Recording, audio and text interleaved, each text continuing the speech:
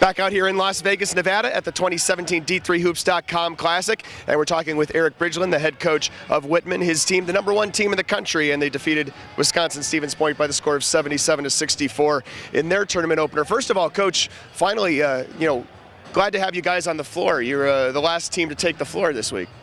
Yeah, it's been so much fun to watch the other teams play. I mean, that's one of the greatest things about this tournament is you got quality teams on the women's side and on the men's side. Our guys are down here watching most of the games. We wish they were getting off their feet and being in bed, really, just to rest. But the quality of the tournament and to be the last game has been fun. And it'll be an even better last game, I think, tomorrow night when it's them against Ohio Wesleyan. But we'll talk about tonight, and we'll talk about, the last Wisconsin-Stevens Point meeting and some of the things that have happened in between. Okay, I've basically previewed my entire line of questioning. Back here in 2013, right now, you and I talked about it off camera earlier in the course of the tournament. Kind of a disappointing way for you guys to go out, and maybe for you to go out personally. Picking up 2 technicals, getting ejected in overtime. I know you've had a lot of time to think about that between now and then.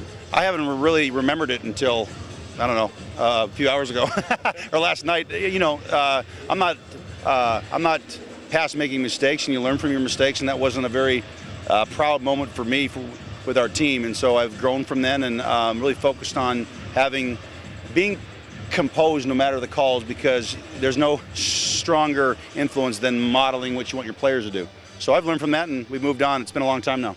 Yeah, and it was really a turning point for you guys. I think your appearance at this tournament kind of was one of the things that helped, as one of a turnaround point that led you guys to where you were in the national semifinals last year, here now undefeated #1 in the country.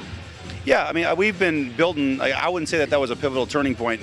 Just a turning point. Yeah, right, yeah. But we've been building, and what was it, 2 years ago or 3 years ago that we broke through in the tournament, and I had some success there. And when you're out west and going through Whitworth, who's been the Carolina of our conference for a long time, it's hard to get known nationally because you got to go through them, and they're the only team that I had really heard of.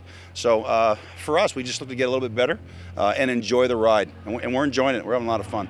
Coming out of in the tournament, the way the bracket's set up for you guys out west, it's generally really difficult for you guys to advance and very difficult for you guys to host. So, how does that affect your guys' mentality in the tournament at that point? I know we're talking about March and this is December. Yeah. We just hope to be able to be good enough to make it, there. And if we were lucky enough and good enough to make it there, even last year we had the attorney chair say, "Oh, I'm so sorry, that you didn't host, even though you beat Marietta on neutral, then they hosted."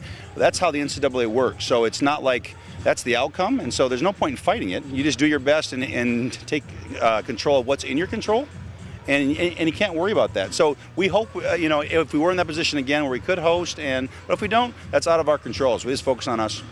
I'm going to back out of big picture a little bit and get a little more micro, a little less macro right now. Yeah, I know. That's what I'm the big picture guy. A lot of golf to play.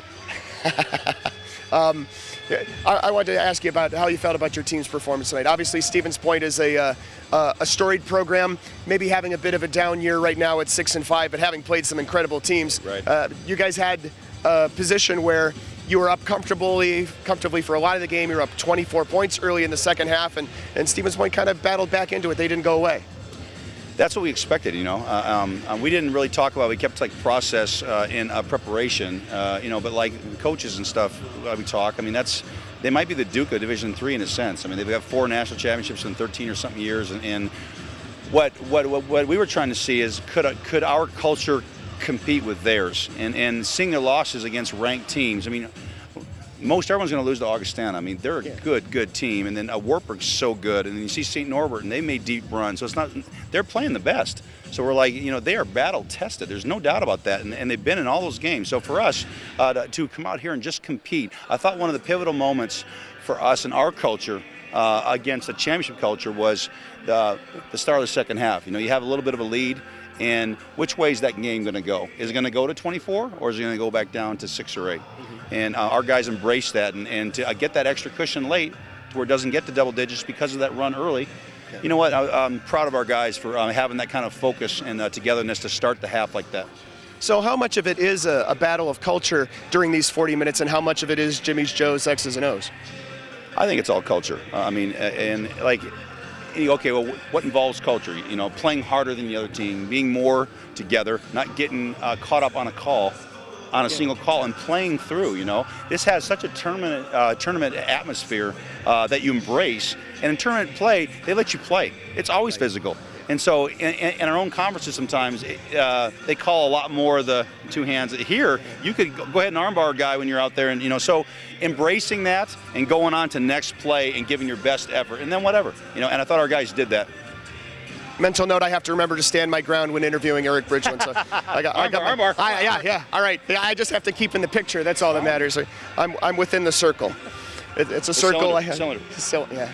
Well, the ball's in the cylinder, and I'm the little Anyway, the arc, right? I could not have said it better.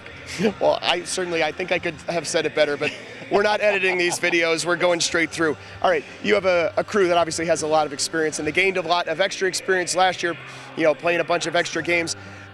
What did those guys do then over the offseason to try to maintain that momentum and get into this year? We had a foreign trip to Costa Rica, so that helps, and 10 days of practice and playing some unreal talent down there. We had some just brutal atmospheres with officiating. They have 10 officials in the whole country. Okay. And so when you get in one of those remote towns, you got to play through contact. And so that's kind of helped us to be in these situations now. So that helped with growth. And just we're so close. Every year we get closer as a group. So in terms of getting us ready, I'll put it like this. 2 years ago, we played St. Thomas in the Sweet 16, and we haven't been out there. And the stage was huge, and we were down like 500 at half, The next time we made it out to the Sweet 16, we were very comfortable there, And so having gone all the way to the Final Four and return everybody, there's such a confidence there, a quiet confidence, and we haven't seen, and then being in Costa Rica and seeing that, nothing's really going to throw us for too much of a loop. So it's just being in those battles, has really, really helped our guys. You had a front row seat to see Ohio Wesleyan rain 2,753s last night against Ramapo. What do you guys have to counter that? I know you guys present obviously something very challenging for teams as well. Yeah, but they hit 25. They hit 25 threes. Yeah. They're so well coached. Mike's one of the greatest guys in the profession, never mind our level and for the tournament committee and all that. And he and I developed a neat little relationship. So I was excited to see his team play live last night. And then I wasn't so excited after they hit like 13 in the first half and ended with 25. So for us, it was focusing on Stevens Point. We obviously have a scout ready for them. But we're going to have our hands completely full. But it's so exhilarating to be able to play an Ohio Wesleyan team that could advance and go all the way. How good are they? So I just got a flush of goosebumps. Our guys are excited. I'm excited. I don't know what we're going to do to stop them. It might be one of those deals where you just have to outscore them. I don't know. But they're so good, and we're just so excited to play them. That's why we came here. The last thing I'll ask is something we talk about with all the teams.